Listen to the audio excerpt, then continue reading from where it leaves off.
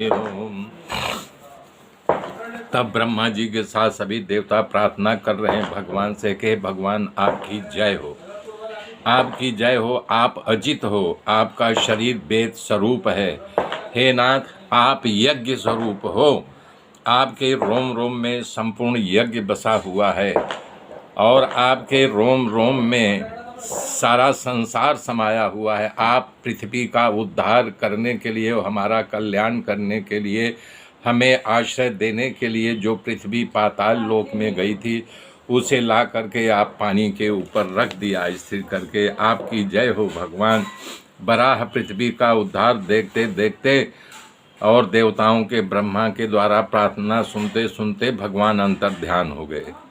सुखदेव जी ने कहा, मैत्रेय जी के पास से कथा सुनकर के विदुर जी को पूर्ण संतोष नहीं। उन्होंने प्रश्न किया, हे भगवान, बराह नारायण ने हिरण्याक्ष क्यों मारा? आदि दैत्य हिरण्याक्ष के साथ बराह युद्ध क्यों हुआ, मुझे कहो। विदुर जी का कहने का मतलब ये है, बराह भगवान और हिरण्याक्ष के बीच में क्या दोष था, इस कथा का मुझे विस्तार पूर्वक सुनाइए।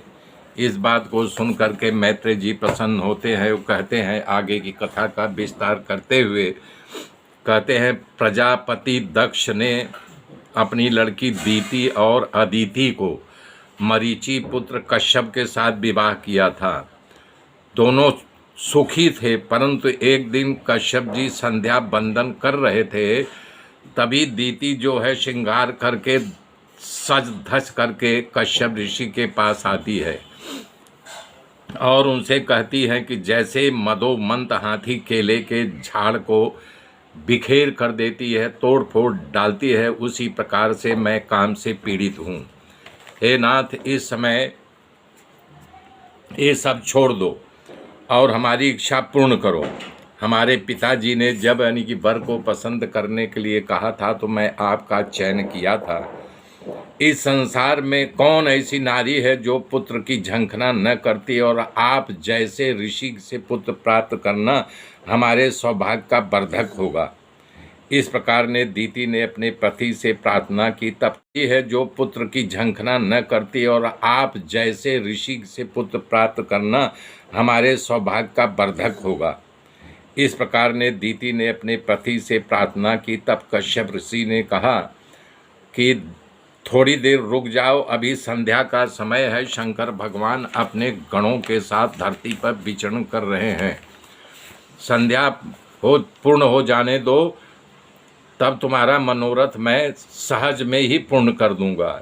जैसे जहाज में बैठने पर सहज ही में समंदर पार किया जा सकता है, उसी प्रकार तमाम आश्रम प्रदान करने वाले, सबको आश्रय प्रदान करने वाला गृहस्थ आश्रम होता है।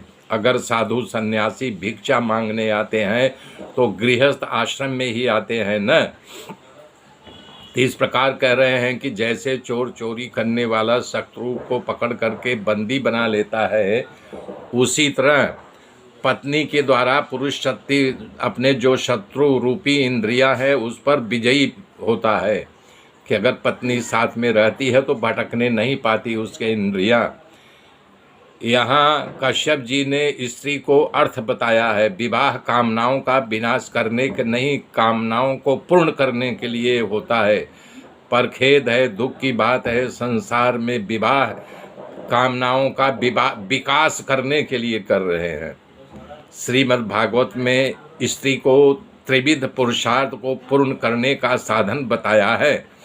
धर्म अर्थ काम, ये तीनों पुरुषार्थ स्त्री के द्वारा ही प्राप्त किया जा सकता है। पत्नी द्वारा धर्म सिद्ध होने के कारण गृहस्थ में पत्नियां आवश्यकता जानने में आई है। उदाहरण के लिए, जैसे अगर पति परदेश कमाने गया है तो कोई अगर रिश्तेदार आ गया, कोई आ गया, तो स्त्री घर में रह करके उस साधु संत के या रिश्तेदारों की सेवा करती है। तो बता रहे हैं कि पति जब उपार्जन करने के लिए बाहर गया है, तो मेरे मित्रों मेरे साथ बने रहिए। आगे की कथा कल जोड़ूंगा, तब तक के लिए जय श्री।